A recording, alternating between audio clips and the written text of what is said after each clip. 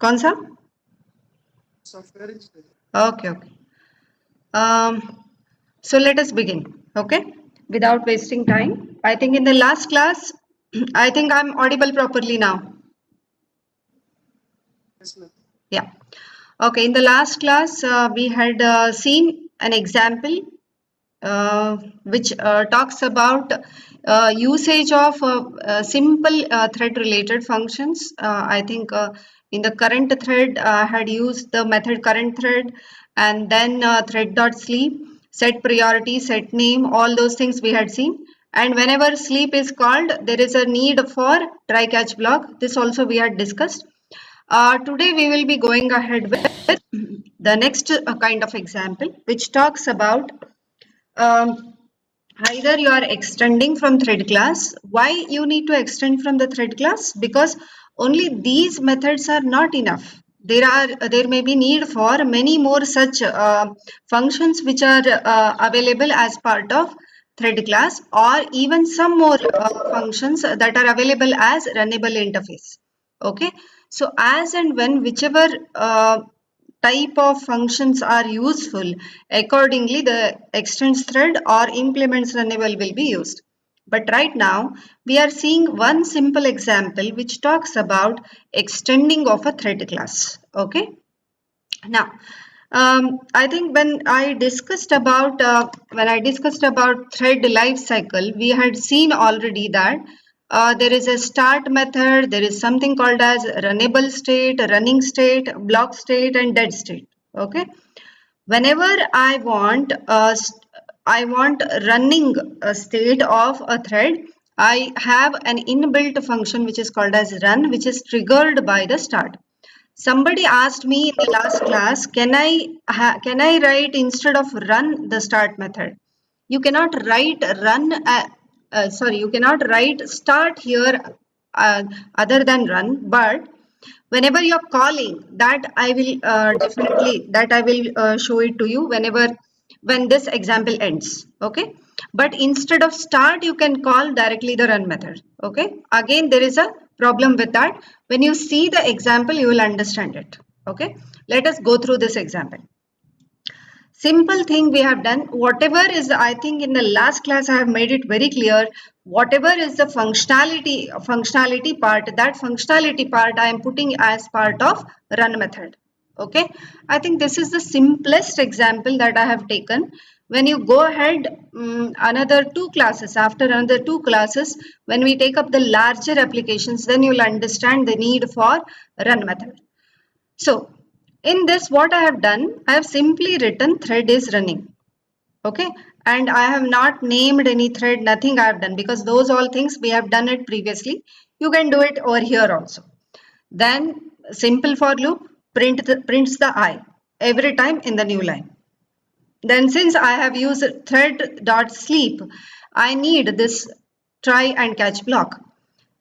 See, thread.sleep requires try and catch block. So you can even write try over here. Even you can write try over here instead of writing over here. Okay.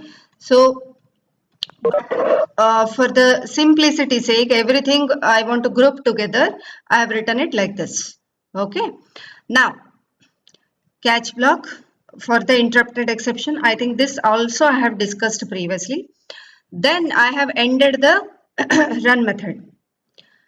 Now what I will do is I will create a thread. I sorry, I'll create a thread by instantiating using the constructor of this thread class. But please see, both the run method as well as the main method are in the same class. It may so happen that you have created a thread class separately, and wherever you require, you can call that thread class object, or you can instantiate wherever required that thread constructors object. Okay. So that is also permissible. When I take up next further examples, that distinction you can see. Okay. But right now I have taken a single class which contains the functionality part as well as the calling. Okay. Both the things I have clubbed in the single function. Now, single class, sorry. Then In this main method, nothing else other than creating the instance of this thread class using new as usual. Then using that thread instance that you have created, call the start method. What this will do? Whenever you call like this, start will go to always implicitly the run method. Always implicitly to the run method. Then you may ask me a question. Okay, or otherwise I'll ask you back a question. Can we have more than one run method? Or is there any incident where I may have to write more than one run method? Please comment, guys.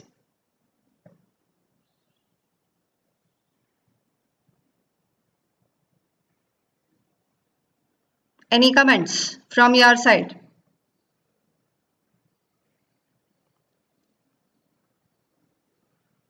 Are you all sleeping? Can we have more than one run method? Yes, few people have written yes, few people have written no. So there may be a case that more than one kind of functionality is available. You just think like this, okay? More than one kind of functionality is available, then definitely you will have more than one run method. Then the question comes, can I have more than one run method in the same class? You cannot. Because always the start method triggers the run method.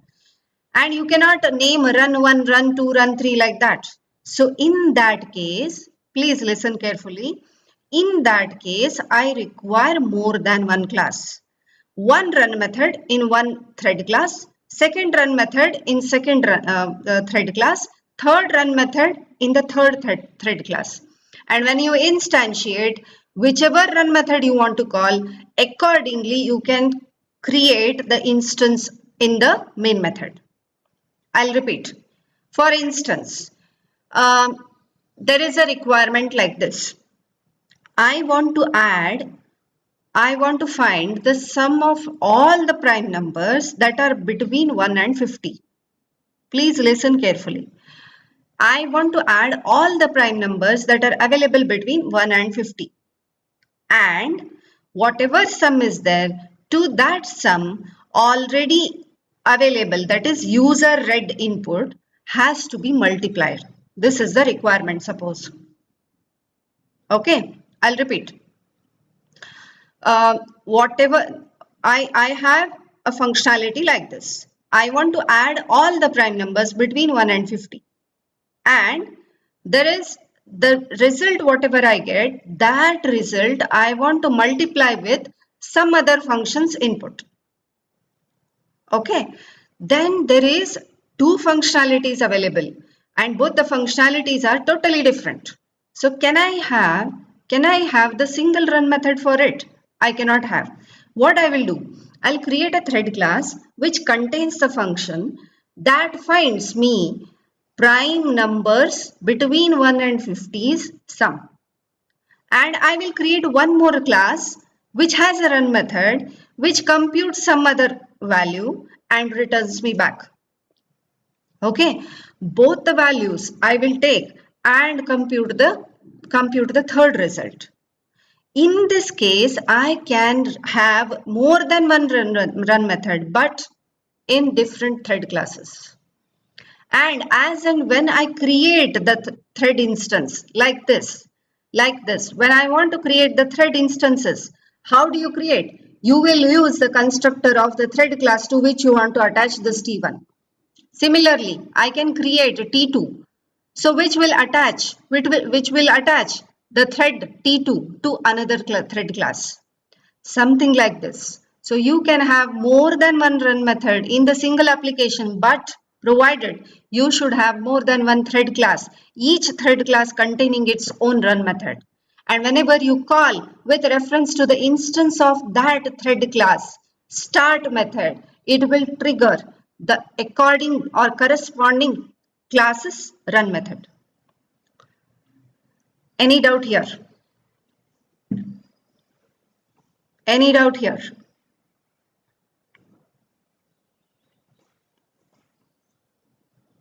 Please comment, guys. Otherwise, I cannot proceed.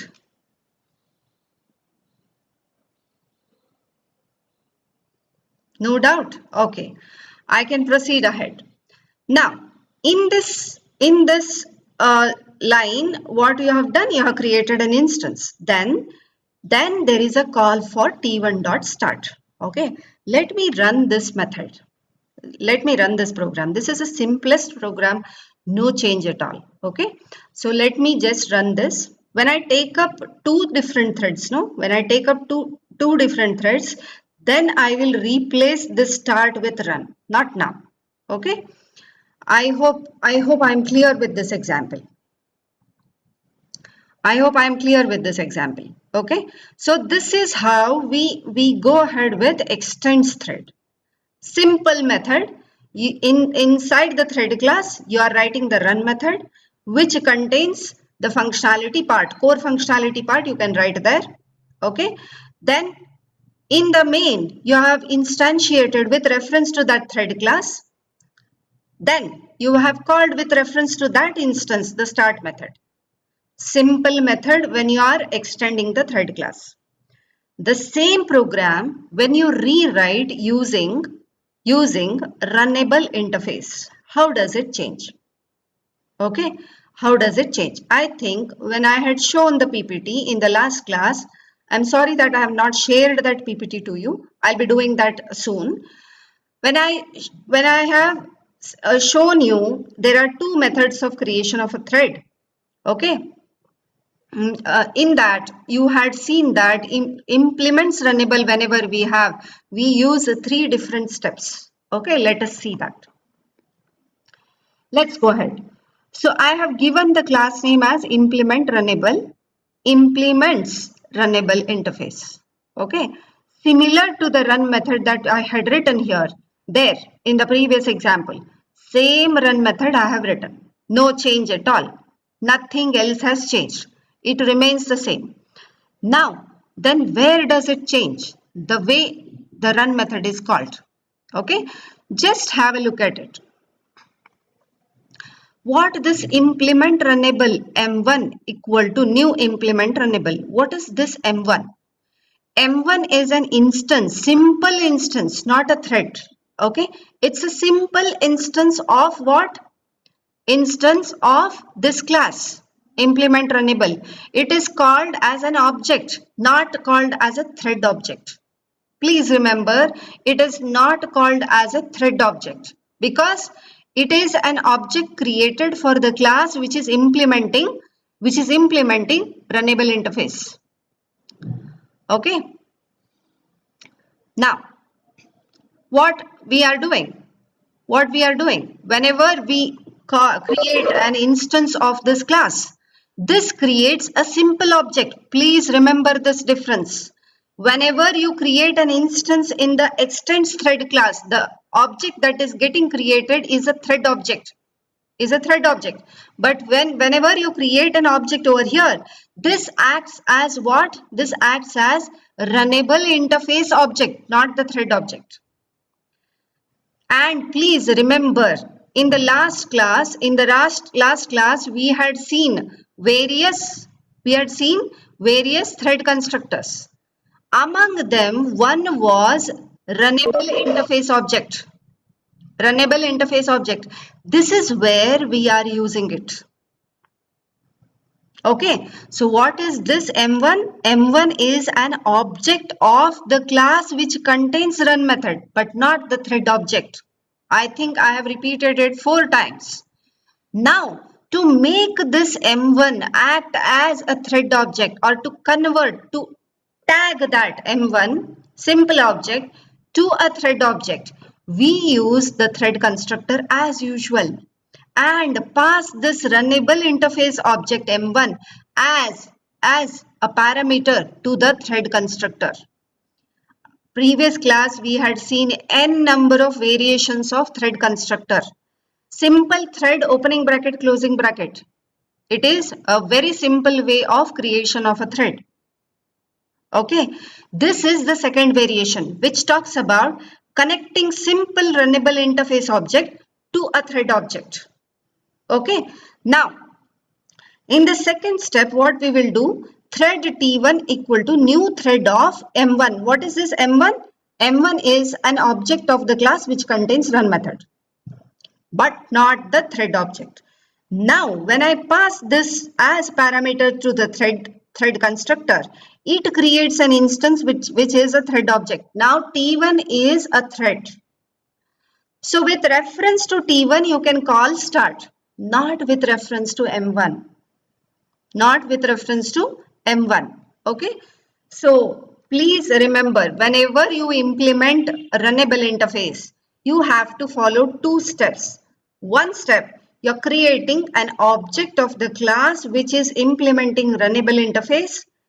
That object, second step, that object you're passing as parameter to the thread constructor which creates a thread object. So it is a two-way. It's a two-way. The reason for that, whenever you create an object of the class which is implementing runnable, that object will be a simple object, not the thread object. To make it act as thread object, what you are supposed to do? You are passing that as a parameter to the constructor which returns a thread object. Now using that thread object, you can call all those methods that are available either in runnable interface or in the thread class. Okay, any doubt here? Any doubt here?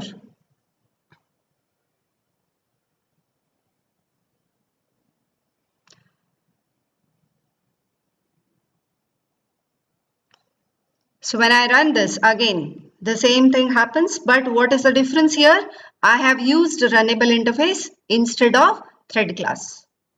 Instead of thread class, I have used the runnable interface. Okay.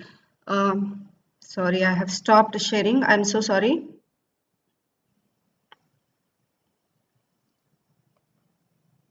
Okay, over here. Now, if I modify this, just have a look at it. I'll comment this and I'll make m1 dot start. I have made m1 dot start. Okay, let me run this. See, there is an error existing in the project. Reason for that? Reason for that? Reason for that is because you are trying to call a thread method using an object which is not a thread object. I'll repeat. You are trying to call a thread method using an object which is not a thread object. So what I have done, I have just commented this conversion from simple object to a thread object, and instead of calling t1.start, I have called m1.start. Now it is posing me a problem. What is that problem? You cannot call the start method by an object which is of type implement runnable, because implement runnable is a simple class. It is not a thread class. This is how implements runnable differs from extends thread. Any doubt here, guys? I think I have repeated 10 times.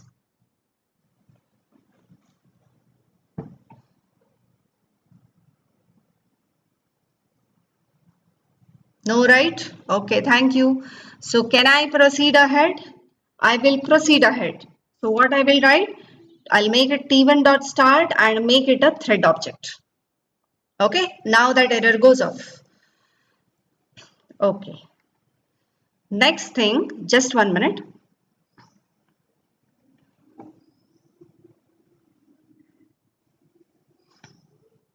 Guys, can you quickly write a program? Can you quickly write a program, simple program, which creates one thread, and prints me all the even numbers from 1 to 10. Quickly write. I will stop sharing. I'll stop sharing. Can you quickly write a Java program which creates one thread,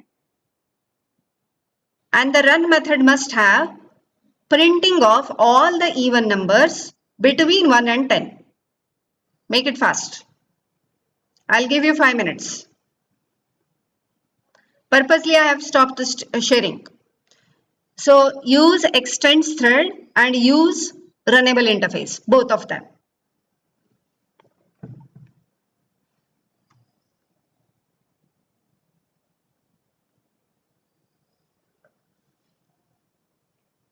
I hope you are writing.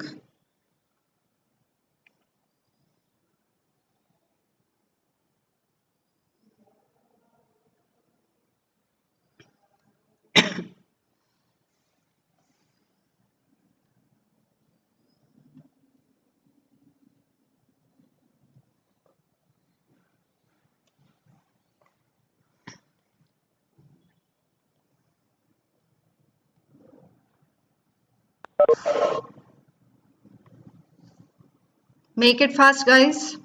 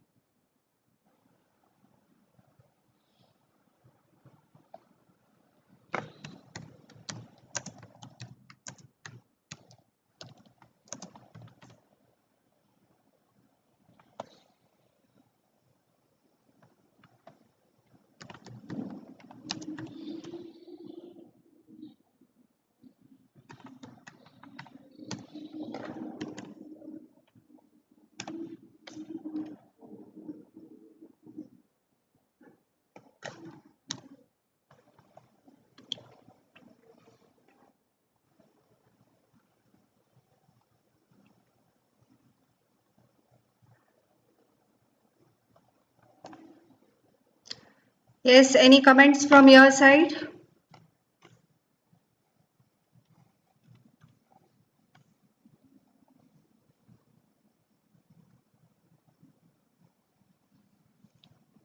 Anyone completed?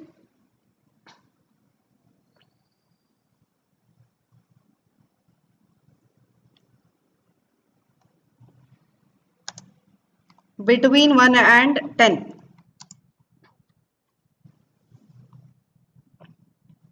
Simple example which contains a single class having run method as well as main method, as I have shown just now.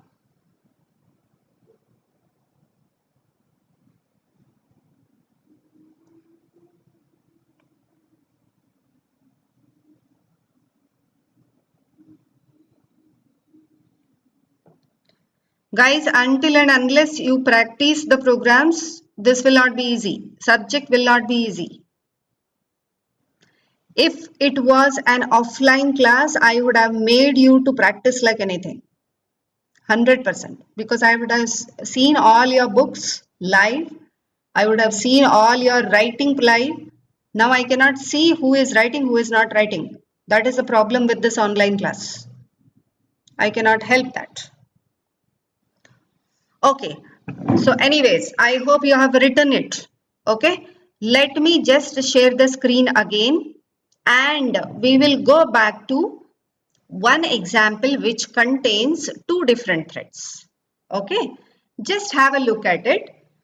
Guys, please start writing along with me. Let it be that half of the program is written only. We will continue in the next class. Not an issue for now. Okay. So what I have done, what I want to do here is, I want to create a single run method, but that run method is being called by two threads. single run method which is called by two different threads. Okay, so let us start typing the program. Okay, please do it parallelly with me. Just have a look at it. What I have done, I have created a class two threads and I have used extends thread instead of runnable interface. Okay, inside the run method, this has already been discussed by me in the previous classes. I just want to know right now which thread is running. That's why I have used this current thread. Why this current thread method is used? Because I am going to create more than one thread. And at a time, both the threads are calling the same run method. So I just want to know which thread's run method is running. Only for that reason, I have called this current thread. Okay. Next, what I will do? I just want to write that run methods functionality. What is that functionality? Simple function I will write for int I equals 0, I less than 6, I plus plus. For these many number of times, it has to print who am I as well as the value of I. So let me write system dot out dot println of t dot get name. Why I am writing t dot get name? Because I just want to know who is running right now. Okay, colon then plus I. I hope you are knowing the simple Java syntaxes. These things I cannot teach you guys. Okay. Now what has happened? What has been happening? It is printing the name of the thread along with the after that it is printing the value of I. Okay. Then after each print, it should call thread dot sleep. Say around 1000 milliseconds. Only because I am having this sleep method, I have called catch. That's why I have included it in try catch method. Please write along with me. Okay. Then what I will do? System dot out dot println IE. Okay. Next what? I have ended the catch block. I have ended the run method. But before the end of the class, I just want to create in the same class main method.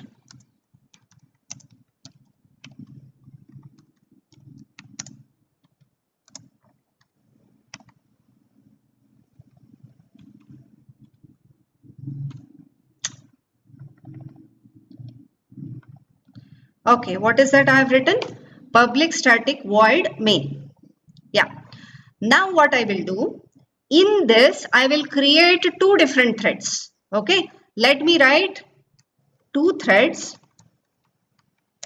Say th1 equal to new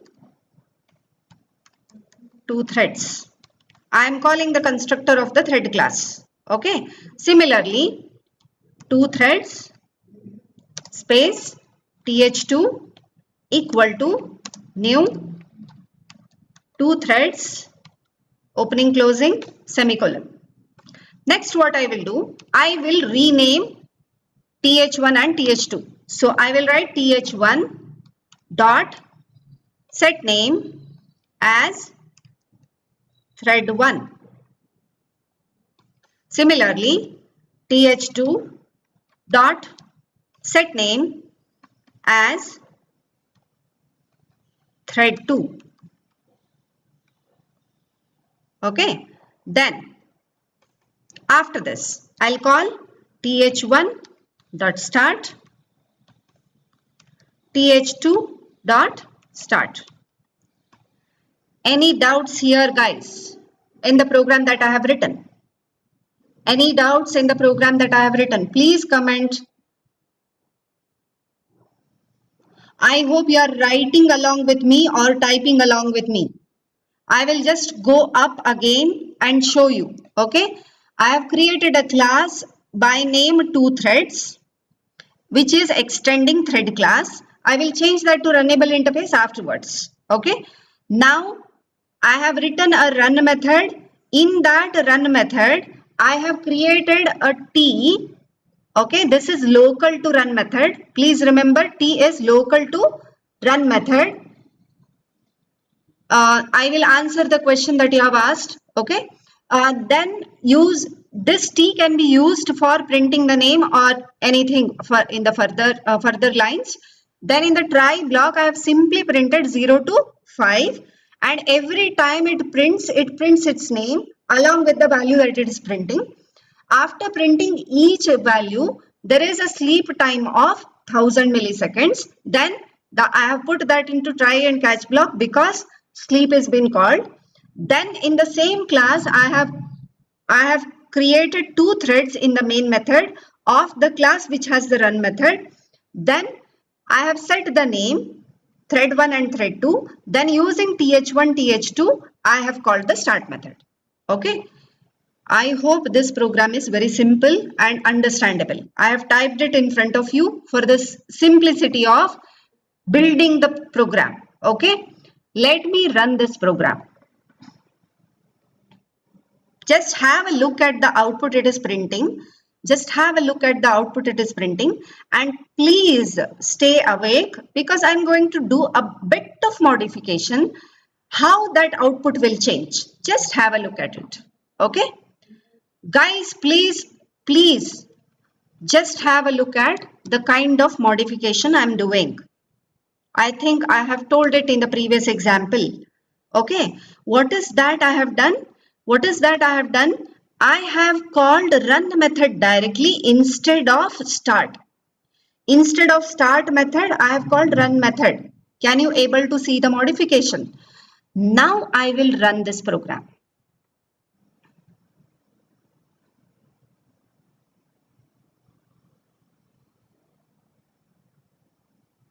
Can you able to see the output? What's happening? What's happening? I had named thread 1 as thread 1, th1 as thread 1, and I had named th2 as thread 2. But what it is printing me? Main. Reason for this, whenever run method is called, it creates its own stack trace previously available in different. This calling of run method is available in another method.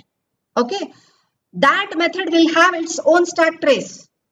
So it has to jump from this function to another function. So it just forgets everything that is available because run method is directly called. There is no linking from this method to this method. So memoryless. Run is what? It is memoryless. It cannot remember. Obvious it is because run is a different method. A different method. It has its own stack. It has its own local variables. So it does everything in its own. It doesn't remember what has happened in the previously called function or the function which is calling the run method. It forgets. But when you call it with the start method, whatever that has happened in the calling method, that gets carried forward in the run method also. And in that case, when I call the start method, this T gets replaced with thread 1, T gets replaced with thread 2. And also you can see the way the output is coming. Once it takes one thread, completes it totally. It doesn't mix up two threads. Then what is the point in parallelism? There is no point of parallelism over here. It has completed thread 1, then it has come to thread 2. I hope you are getting the difference between directly calling the run method and calling start, which calls the run method. I hope this is clear for you. I hope this is clear for you. Now I'll come back to the question that is raised by Varshini. Can we call start method using the new names that we have set? Again, Varshini, names are not objects. Names are not objects. These names thread 1, thread 2 are strings. I think the same question you had asked in the previous class also. Thread 1 and thread 2 are only the strings. They are not the objects of thread class. th1, th2 are the objects with which you can call the run method or the start method. Thread 1 and thread 2, just have a look at the thread 1 and thread 2, how it has been written. They are written in double quotes. They are the string objects. With reference to string object, how can you call a method that is available in thread class? You cannot. Okay. So you can call any method available in thread class or runnable interface only when you have an object of the thread class. Even you have seen in the previous example, when I had used runnable interface, even the runnable interface object also you cannot use to call the method. Okay, so thread 1 and thread 2 are merely what they are. They are the names. Suppose if Java had allowed that, you just imagine Java had allowed that thread 1 dot start I will call, thread 2 dot start I will call. If Java had allowed that, then imagine the plight. I would change the name of the thread every now and then. So can you remember all those names? Object once created, its name remains the constant throughout the program. I hope I'm clear, Varshini. Yes, ma'am. Thank you, ma'am. Yeah. So what is the difference if I call the start method and if I call the run method? The simple answer, run method is stateless. It cannot remember what has happened previously. So it treats every thread as an independent entity and it treats every thread as main thread only. Once it takes one thread, completes it, then it goes for the next. It doesn't bother about parallelism. I hope I'm clear with this example. Just now have a look at it. Thread 0, 0, 1, 1. So it means what? Once thread 1 happens, once thread 2. Once thread 1, once thread 2. So there is actually the parallelism. Two threads are happening parallelly. Okay. Guys, are you enjoying this threads chapter? Before I end, you can unmute and talk. Excuse me, Yeah, who is speaking? Ankit, ma'am. Ankit. Iranna, yes. Okay, good. Good. Yes, ma'am. So today, are you able to understand the need for threads? That is most important. Okay. I think now with this simple example, you will not get to know the actual use of threads because I have created two threads in the same method. Now, when we come for the next class, that is more interesting than this. What we will do there? We will do what? Two separate thread classes I will create, two different functionalities and call those different functionalities parallelly, but they happen parallelly. This is the beauty of threads. Okay, we just love it.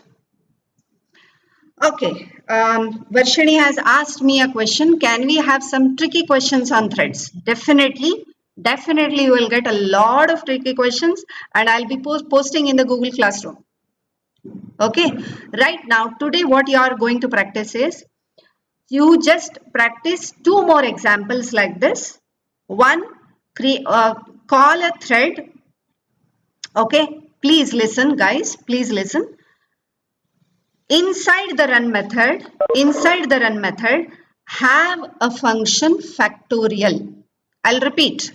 Inside the run method, have a function factorial. I hope I am clear.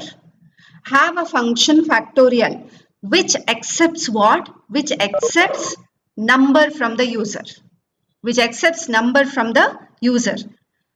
That value, using that value from the thread constructor when you call the method. Okay, this is tricky guys. So it has to compute the factorial of a number for more than two threads, that is three threads. Create three different threads having three different values And for all the three values, it should print me the factorial. The modification has to be here. The modification has to be here. I hope I am okay with this.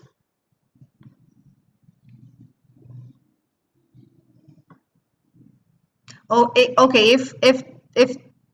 If you have understood this, then we can end for today, because I just want to keep that surprise for you.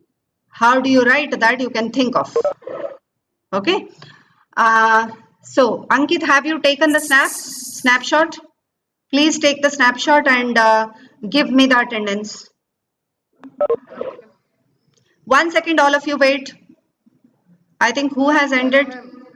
Taken. Thank you. Thank you, Ankit. Okay. Let us stop for today's class. If possible, I'll be taking tomorrow's extra class. Otherwise, I'll be taking directly on Thursday. Okay. But by that time, I'll be giving you some more assignments in the classroom. Okay. Thank you.